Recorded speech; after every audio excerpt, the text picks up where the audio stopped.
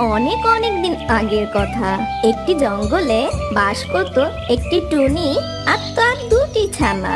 টুনি তার দুটি ছানা নিয়ে খুব সুখে দিন যাপন করছিল।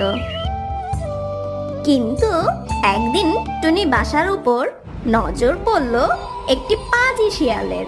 আরে বাহ, এ দেখি টুনির বাসায় দুটো ছানা আছে। যাই টুনিকে বোকা বানানোর চেষ্টা করি। উফ, কি যে নাদুস নুদুস ছানা, আমাকে আর যেমন করেই হোক এটা খেতেই হবে। টুনটুনি পাখির মাংস যে কত নরম আর সুস্বাদু হয় তা কেবল যে খায় সেই জানে।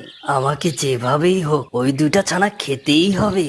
এই বলে শিয়াল ঝোপ থেকে বেরিয়ে টুনির বাসার নিচে গেল আর টুনিকে বলতে লাগলো, এই বেটা টুনি, তোর ছানা দুটোকে নিচে ফেলে দে। তা না হলে আমি যদি গাছে উঠি তাহলে কিন্তু তোর ছানাদের সাথে সাথে আমি তোকেও গিলে খেয়ে ফেলবো। কেন, তুমি কি বানর নাকি সাপ যে গাছে উঠবে? তুমি তো একটা শিয়াল, তুমি কিভাবে গাছে উঠবে? আমাকে তুমি বোকা পেয়েছো নাকি যে তোমার ভয়ে আমার ছানা দুটোকে নিচে ফেলে দিব? তোমার যদি ক্ষমতা থাকে তাহলে তুমি উপরে এসো, উপরে এসে আমার ছানা দুটো খেয়ে যাও। এখনো সময় আছে, তোকে ভালোই ভালোই বলছি, এখনই তোর ছানাদের নিচে ফেল। তা না হলে সত্যি সত্যি আমি কিন্তু তোর বাসার উপর উঠে যাব। তখন কিন্তু আমি তোর ছানাদের সাথে সাথে তোকেও খেয়ে ফেলবো।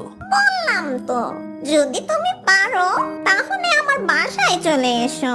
তুমি গাছের উপরে এসে কেমন করে আমার ছানা খাও আমি তাই দেখবো।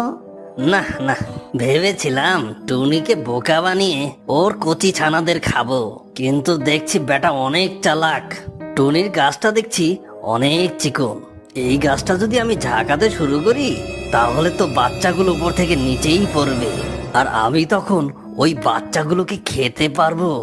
এই বলে পাজি শিয়ালটি টুনির গাছ ঝাঁকাতে শুরু করে। জোরে জোরে ঝাঁকুনির ফলে টুনির বাসা থেকে তার ছানা দুটি নিচে পড়ে যায় আর দুটো শিয়াল ছানা দুটিকে খেয়ে ফেলে। দেখলি তো টুনি, তোর ছানাদের কিন্তু আমি খেয়েই ফেললাম, শুধু মাঝখান থেকে তুই বেঁচে গেলি। আমি যদি সত্যি সত্যি গাছে উঠতে পারতাম তাহলে কিন্তু আমি তোকেও গিলে খেতাম। আমি এখন যাই, তোকে বাঁচিয়ে রেখে লাভই হয়েছে। তুই আবারও ডিম দিবি আর আমি আবারও তোর বাচ্চা খাবো।